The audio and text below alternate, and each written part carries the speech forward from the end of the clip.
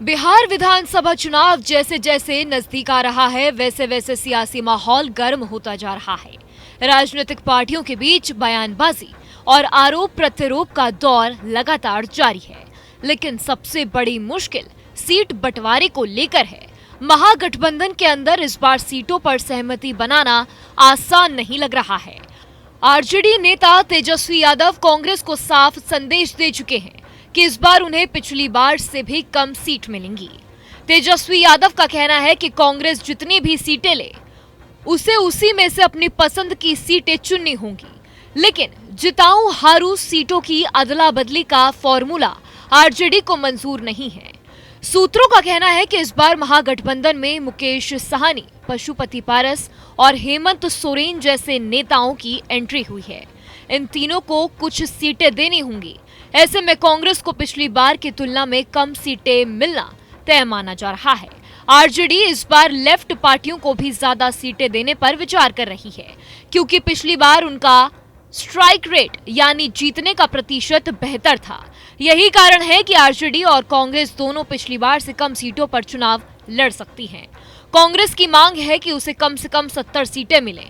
पिछली विधानसभा चुनाव में कांग्रेस ने 70 सीटों पर चुनाव लड़ा था और 19 सीटें जीती थीं। इसके अलावा 8 सीटें ऐसी थी जहां वह 5000 से कम वोटों से हारी थी। कुल मिलाकर 27 सीटों पर कांग्रेस का प्रदर्शन काफी अच्छा रहा था। कांग्रेस का मानना है कि इस बार राहुल गांधी की वोटर अधिकार यात्रा के बाद उनके कार्यकर्ताओं का मनोबल बढ़ा है और वह इन 27 सीटों पर जीत दर्ज कर सकती है। यही वजह है कि कांग्रेस चाहती है कि ये 27 सीटें उनके हिस्से में आए। दूसरी तरफ आरजेडी सभी सहयोगियों के बीच संतुलन बनाने की कोशिश में है।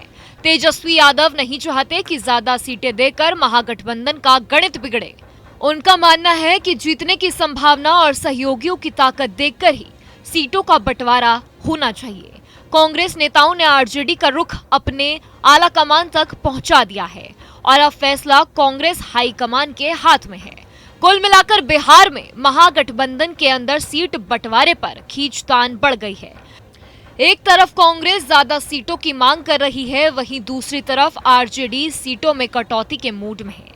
ऐसे में देखना होगा कि आने वाले दिनों में ये पेच कैसे सुलझता है और महागठबंधन किस फॉर्मूले पर चुनावी मैदान में उतरता है। जहां भक्ति है हर शब्द में, कथाओं में छुपे हैं दिव्य रहस्य और ज्योतिष देता है जीवन को दिशा। धर्म से जुड़ी हर बातों को जानने के लिए हमारे चैनल स्तुति को सब्सक्राइब करें।